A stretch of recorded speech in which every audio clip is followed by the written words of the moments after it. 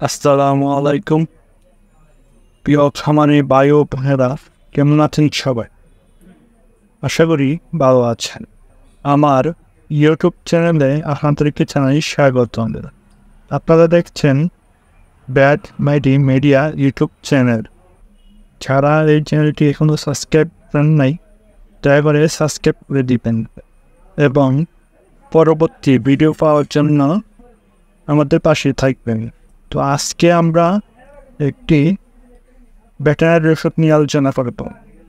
তা চলুন বন্ধুরা, প্রথমেই ওষুধটির সাথে পরিচিত হয়েন।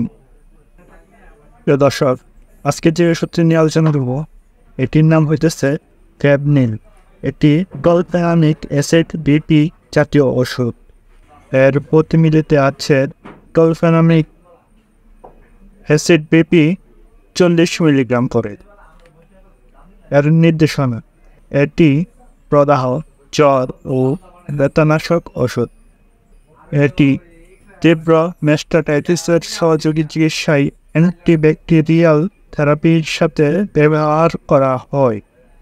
ফেপনিল ওষুধটি বিভিন্ন প্রাণীর দুর্ঘটনাজনিত ব্যথা, আঘাতপ্রাপ্ত ব্যথা বা অসুস্থতার কারণে ব্যথা, এসব ক্ষেত্রে ব্যবহার করা হয়। বিশেষ করে তীব্র জ্বর হলে, তীব্র ব্যথা হলে তখন এই ওষুধটি ব্যবহারে ভালো কার্যকারিতা পাওয়া যায়।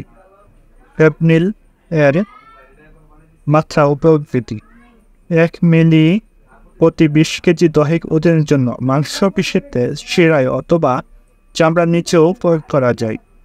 সাধারণ মাত্রায় প্রতি 100 কেজিতে 5 মিলি দৈনিক একবার।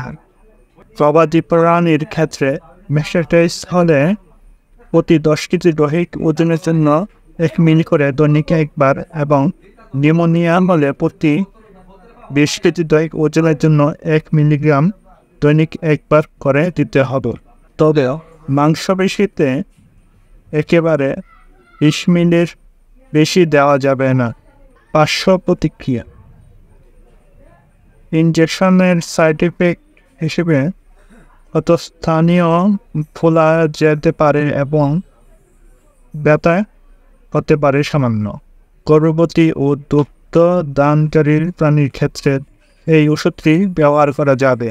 তো বন্ধুরা, এই ছিল ফেপনিলের বিস্তারিত পরিচিতি বা আলোচনা। অর্থাৎ এই ওষুধটি যে কোনো ব্যথার জন্য, তীব্র জ্বরের জন্য আপনি ব্যবহার করতে পারেন, তাতে ভালো ফলাফল পাবেন। ফেপনিল ওষুধটি তৈরি করেছেন রেনেটা কোম্পানি, যার প্রতি 10 মিলির মূল্য হইতেছে 102 টাকা এমআরপি। তো ভালো থাকবেন সবাই, আমার চ্যানেলটির পাশে থাকবেন, সাবস্ক্রাইব করে রাখবেন যাতে পরবর্তী ভিডিওগুলো পেতে পারেন। তো আজ বিদায় নিচ্ছি। আসসালামু আলাইকুম।